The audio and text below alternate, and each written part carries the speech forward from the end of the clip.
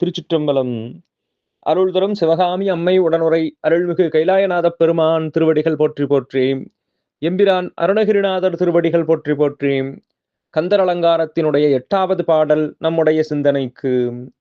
ஒளியில் விளைந்த உயர் ஞான பூதரத்து உச்சியின் மேல் அலியில் விளைந்ததோர் ஆனந்தத்தேனை அனாதியிலே வெளியில் விளைந்த வரும் பாழை பெற்ற வரும் தனியை தெளிய விளம்பியவா முகம் ஆருடை தேசிகனே. ஒளியில் விளைந்த உயர் ஞான பூதரத்து உச்சியின் மேல், அங்கே பேரொளியிலே இருந்து தோன்றியது உயர் ஞானம் என்கின்ற உயர்ந்த ஞானமாகிய ஒரு மலை.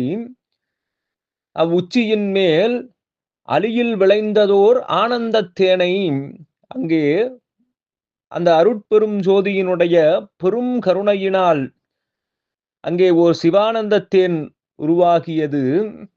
அவ்வாறு விளைந்த அத்தேனை அனாதியிலே வெளியில் விளைந்த வரும் பாழை பெற்ற வரும் தனியை, அங்கே அனாதியிலேயே அந்த ஞானத்தை பெற்று தெளிய விளம்பியவா முகம் ஆருடை தேசிகனே, அப்படிப்பட்ட ஞானத்தை எனக்கு மிக தெளிவாக எடுத்து அருள் செய்த பெருமான் முகம் ஆருடை தேசிகனே, ஆறுமுகப் பெருமானே குருநாதராக வந்து எனக்கு உபதேசம் செய்து அருளினார்.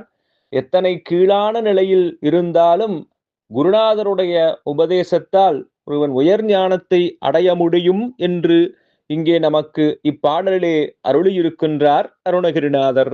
திருச்சிற்றம்பலம்.